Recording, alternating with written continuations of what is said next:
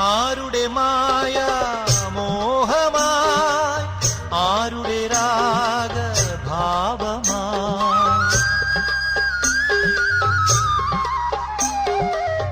ആരുടെ മായ മോഹമായി ആരുടെ രാഗഭാവമായി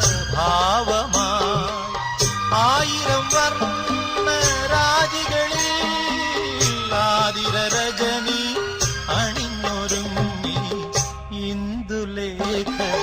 കൺതുറന്നു ഇന്നുരാവും സാന്ദ്രമായി ഇന്ദ്രജാലം